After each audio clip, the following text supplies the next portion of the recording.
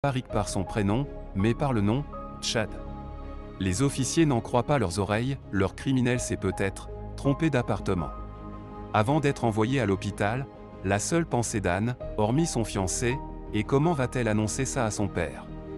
Les inspecteurs interrogent le responsable de l'accueil de l'immeuble. Il promet n'avoir vu personne.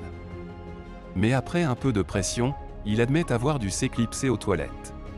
Le portier est interrogé sur un certain Chad Stacy. Il n'y a aucun couple de résidents avec ce nom, mais ils ont bien un Chad qui vit dans le bâtiment. Les inspecteurs se rendent alors à l'appartement de Chad Moore. Mais sa femme ne s'appelle pas Stacy, mais Brianna. Il l'interroge, et lui explique le crime atroce qui a eu lieu dans l'immeuble, ainsi que sa cible. Quelqu'un s'appelant Chad. Il ne voit pas qui pourrait lui en vouloir à ce point, il n'est qu'un simple dentiste. Mais alors qu'ils interrogent le couple, le capitaine Benson remarque le comportement étrange de Brianna, et lui laisse sa carte. Son intuition était la bonne. Quelques jours après, celle-ci se présente au commissariat. Elle ne pouvait pas l'avouer devant son mari, mais il y a quelques mois, elle a eu une aventure. Bah bravo. C'était avec son coach de remise en forme, Jake. Elle a arrêté la relation qu'elle considère aujourd'hui comme une erreur, mais celui-ci n'a pas vu ça de cette façon. Il est devenu obsessionnel, et lui envoyait des messages sans arrêt, même des emails. Le lendemain, les inspecteurs vont à la rencontre de Jake, leur principal suspect. Mais à leur vue, le cycliste, avec un physique de mannequin super fit, bien joué Brianna, et désolé Chad, fuit. Ils réussissent à mettre la main sur lui et l'emmènent au poste. Ils l'interrogent, mais il dénie les faits qu'on lui reproche.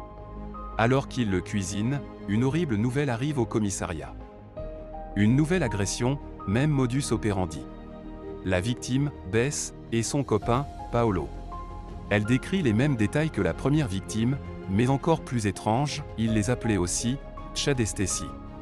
La carrure de l'homme était 7 fois plus petite.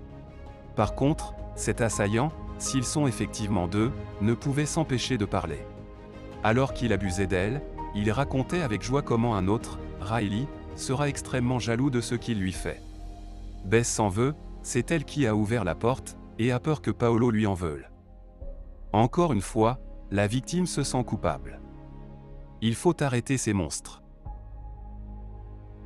Bess, Anne, Rick et Paolo n'ont rien en commun. Anne est dans la haute finance et Bess travaille dans un Whole Foods. Ils interrogent Bess sur une personne, un homme qui pourrait lui en vouloir. Elle n'a personne en tête, mais un événement lui revient. À une soirée privée réservée entre adultes consentants, si vous voyez ce que je veux dire, un homme avait fait un scandale.